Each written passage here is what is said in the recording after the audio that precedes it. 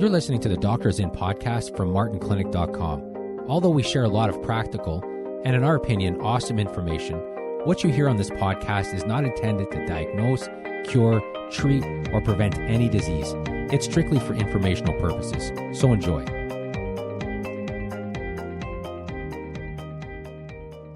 Hello, I'm Dr. Martin Jr. I'm Dr. Martin Sr. And this is the Doctors In podcast, and this is episode 169. And today we want to talk about the brain specifically, but more importantly, we want to talk about this concept that you and I were talking about off air. And it has to do with this, what you do in your 40s and 50s, and really early 60s, but what you do in your 40s and 50s, and let's just say 60s, determines how healthy your brain is in your 70s and 80s. Yeah. Now, there's a statistic that 50% of seniors over the age of 85 have Alzheimer's. We all talk about wanting to live longer, and we know if you ask somebody, they like to live to 90 or whatever, but 50% of people over the age of 85 have Alzheimer's. So you want to live longer, but you definitely want to have your brain. You don't want somebody changing your diapers. No, exactly. You know what I mean? And it's such a sad thing, right? So you and I have talked about this before, and it's kind of interesting. So if we talk about aging in general, anti-aging in general, right? How you look, like aesthetically, skin, health, all that stuff, in your 40s, 50s, and 60s has to do with lifestyle habits. So smoking, drinking, exercise, sugar content, stuff like that. But when somebody's like looks really old in their 50s or they look really old in their 40s, 60s, that's lifestyle stuff, generally speaking. That's just, like I said, that's smoking, that's excessive. Bad eating. Yeah, bad eating, drinking, and they didn't exercise. Yeah. All right, so that's aesthetically. Now, in your 70s is when you start to see a big difference mobility-wise. So a lot of people in their 60s, if they're average size, average everything, can move around. When they stop to be able to move around is really in their 70s when you see a mobility issue. And again, what you do in your 40s and 50s and 60s really determines how you move in your 70s, which is, we don't think that, but that's, if you're listening now and you're in your 40s and 50s, how you move in your 70s, really, you're laying the foundation for that now. And oftentimes people don't think about that.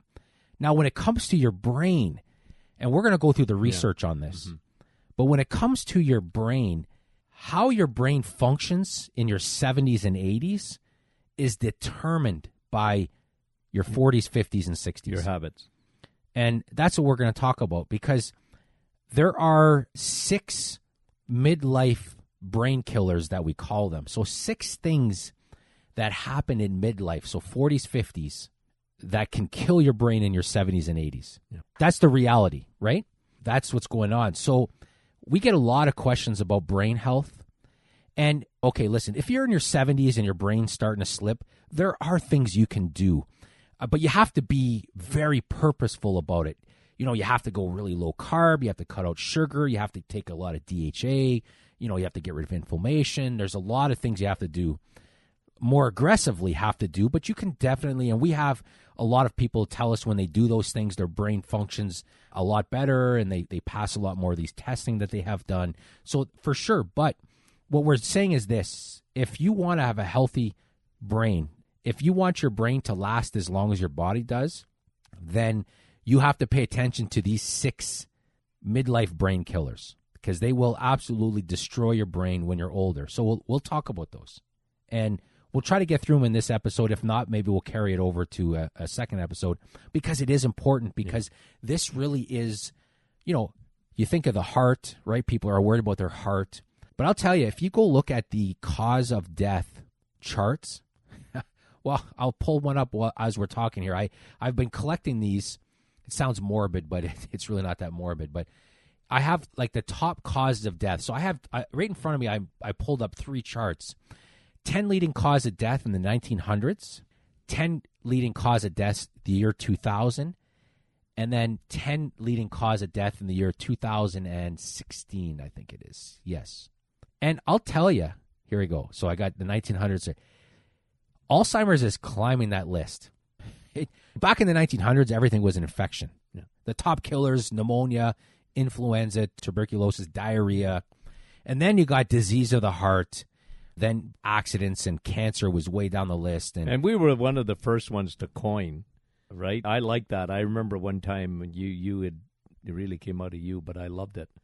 It was inflammation without infection, right? Yeah, so, and that's what it was. So, sickness without infection. Because, like you said, if you look back at the 1900s and before antibiotics especially, people died, and they died young, but it's because they got infection. Yeah, so back then, everything was, the top killers, you were likely to die from an infection of some kind, right? That was It wasn't heart disease. No. And it wasn't cancer. And then there was a switch around the 50s when all of a sudden infections weren't the leading cause of death anymore.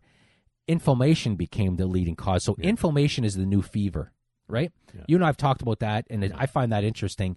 Back in the early 1900s, you got a fever, you had an infection, and your body tried to fight it, and then, either you did or you didn't. Now, people still get fevers, they get the flu and stuff like that, but now we're loaded with inflammation. And the top killers are all inflammatory based. They just show up differently. Mm-hmm. You can have them under the same heading as inflammation. But so in the year 2000, heart disease is number one, strokes. Then you get into lower respiratory infections. They go down the list. But nowhere in the top 10 is anywhere with Alzheimer's. Nothing to do with your brain. No, nothing. And then worldwide, diabetes is not even on the list. Yeah, 2000. Now 216 in the United States. So it's heart disease again. Cancer. Yeah, cancer.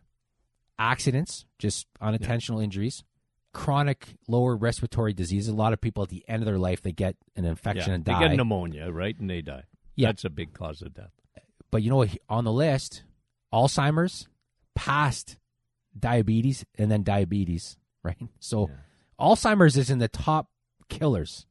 Diabetes is as well. So, and we would say, okay, again, and I just because I find it interesting because what you and I would say, and the Martin Clinic have said this for a long time, that even the top ones that are at the top, like heart disease, most of it, the inflammation didn't come out of nowhere. We would say that most of it was due to high circulating insulin. They were a diabetic. They just never got diagnosed, right? So when you see diabetes down the list a little bit in terms of, that would cause the killing. But a lot of people have heart disease, just as an aside, because they have high circulating insulin. Yeah. It was the sugar that was killing them. They just never got the diagnosis. That's right. They were literally a diabetic without getting the diagnosis. Yeah, and here's the thing. When it comes even to heart disease, really the two main causes of heart disease is insulin or inflammation. And insulin can lead to inflammation, but there are other things that can cause heart disease because of inflammation. So it is interesting. Yeah, a lot of these killers can all be classified as a form of inflammation. Yeah, right? Because at the root of them is inflammation, but the cause of the inflammation can vary from condition to condition. So those are the top killers, right? But Alzheimer's is climbing that list, and we know that it's an epidemic. It's becoming a real problem. If you read research, drugs are failing miserably. In fact, I was just reading about a big company that had a lot of money riding on a drug trial, and they pulled the plug on it. It's just they cannot treat yet in any way Alzheimer's with drugs. They're not reversing Alzheimer's with drugs. So your best bet is still natural eating. In fact, lifestyle. A lot of drugs people are taking are actually causing the dementia. It's a big chunk of that, right? So, I mean, that's a whole other... And I think we did an episode on that a long time ago talking about the common drugs that can affect your brain, right? So it is interesting. But nevertheless, what you do now... So if you're listening, you're in your 40s, your 50s, and even early 60s, what you do now will really ultimately determine the health of your brain. Because remember, you and I, in our training on our website, we have, it's called Age Proof Your Brain. And in there's a graphic where we talk about the normal effects of aging, right? So there are certain things that happen as we age that are considered normal. Now, one of the things, for example, is muscle wasting to a certain extent. It's harder to maintain muscle as you age because your muscle wastes as you age. It doesn't mean you can't maintain it. However, it really it's harder to maintain it. Now, it's interesting. You get to a certain age, like early 60s, late 50s, the person has the same frame they've always had, right? Then they get to late 60s, early 70s. If they don't have a lot of muscle mass, all of a sudden they look small. They just look shrunken in a sense, right? They don't have that frame anymore. Yeah. It's because they went into that crucial time in their life where mobility matters, and they didn't have that foundation of muscle there to begin with, right? So muscle wasting is a normal aspect of aging. What's abnormal is when you lose too much. That happens to a lot of people. Other things that happen normally when you age, your lung volume decreases, right? Yeah. Your ability your VO2 max, as they say, decreases as you age.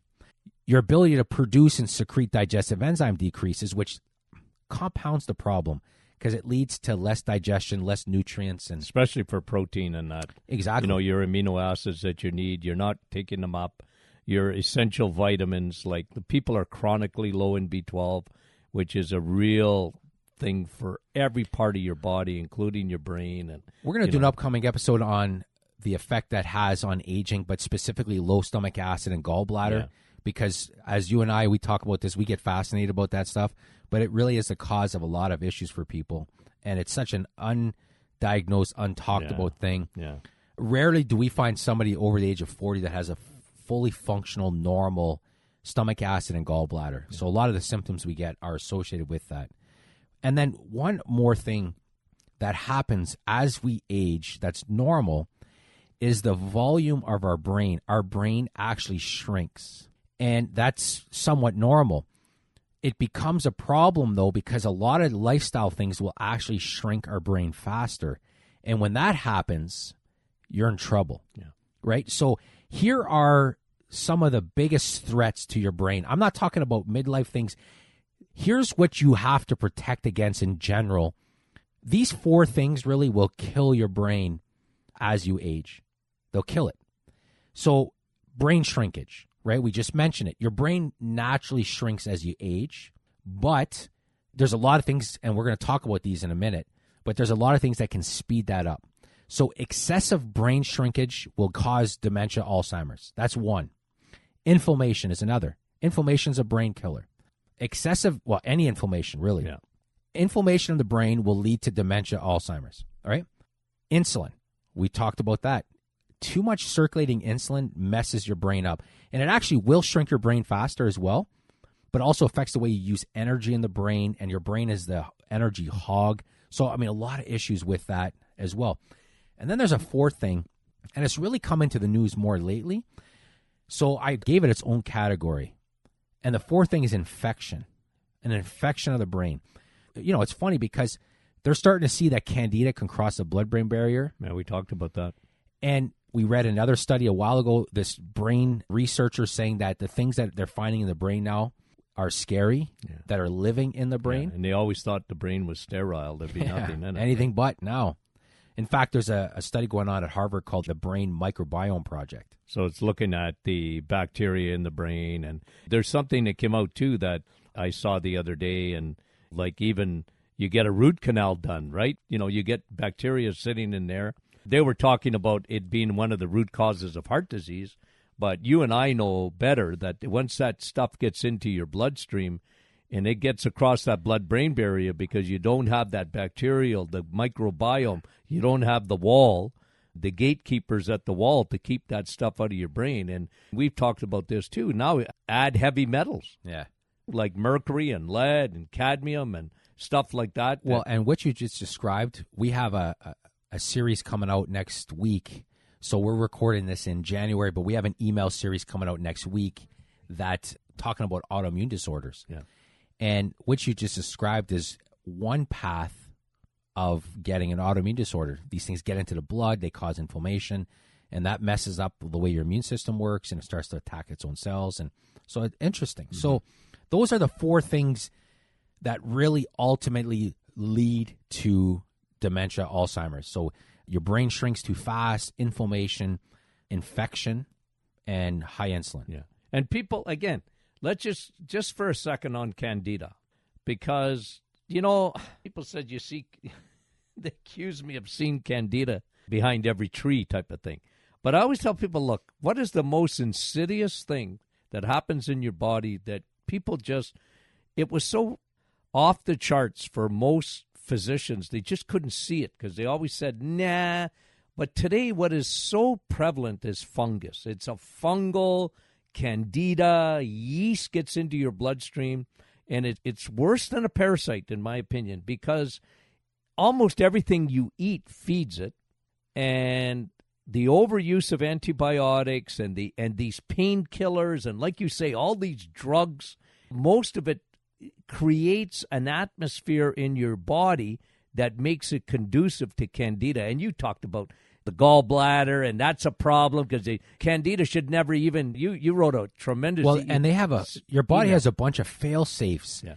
You may consume candida, but it should never get into your blood unless the fail-safes aren't working. And the initial fail-safes is the acid in your stomach and your gallbladder. So when those things aren't doing their job, which very few people have a normal functioning stomach acid and a normal gallbladder. Yeah. But even then it gets into your gut. And then there's a barrier between your gut and your blood that should never get past. It should never pass through. But guess what? It does. Yeah. And so now there's so microscopic that all your fail-safes aren't working. And then they get into your body. And it's funny because blood used to be sterile. Now we know things can transport there. Brain, no way. Brain sterile. Now, I read a study maybe a year and a half ago talking about the percentage of Parkinson that had fungus in the brain. Yeah.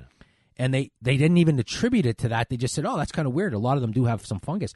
So is it possible that some people have Parkinson's because of fungus? Absolutely. Absolutely, yeah, right? Big time. Do some people have Alzheimer's and dementia because of fungus? Yes, they do. Just like they have other symptoms in their body. But yes, that's the reality we live in. So infection is a big brain killer. Yeah. And then we talk about insulin. So, all right. Now, for the rest of this podcast, because we have been going on a little bit here, we'll talk about 3 midlife brain killers in this episode. And then in the next episode, we'll finish it off and then talk about how you can help your brain. Yeah. So let's talk the first 3 brain killers. And we might as well talk about the study that kind of brought this on in the first place, because I find this interesting. So I'm just going to read a study that we came across. And it says this: leg exercise is critical to brain and nervous system health. There is a brain-leg axis. Yep. And what they found is that weight-bearing exercises for legs, right? Everybody hates leg day. Leg day, I'll tell you, I did leg day on just 2 days ago, and I'm still sore. I hate doing legs. I do. But you know what? Now, after reading the study, when I do legs, you're encouraged to do them, right? Yeah, because now I'm thinking I'm helping my brain. Yeah. I'm helping my brain. Yeah. I'm ensuring a longer, healthier brain.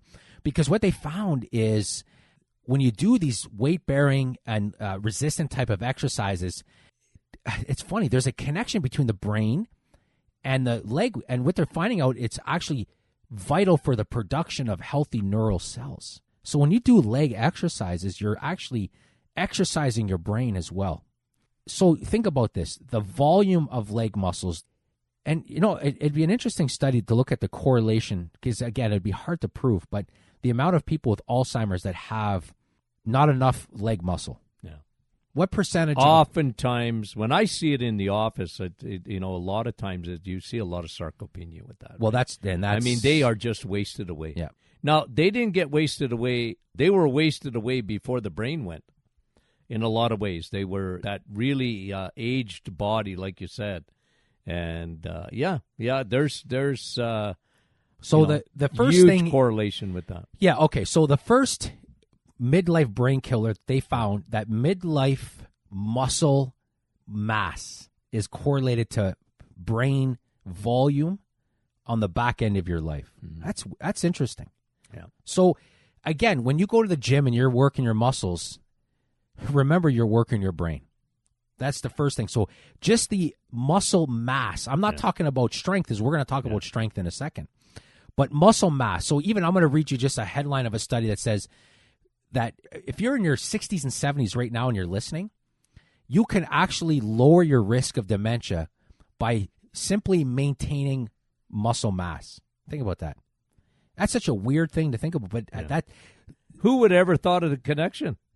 Yeah, and again, it goes to show you how important muscles, right? Well, we talked about that even in osteoporosis, right? Yes. We talked about, like, just don't think bone, man. No, You're thinking bone. We're thinking about, like, your bone's got a lot. What percentage of people have osteoporosis and not sarcopenia?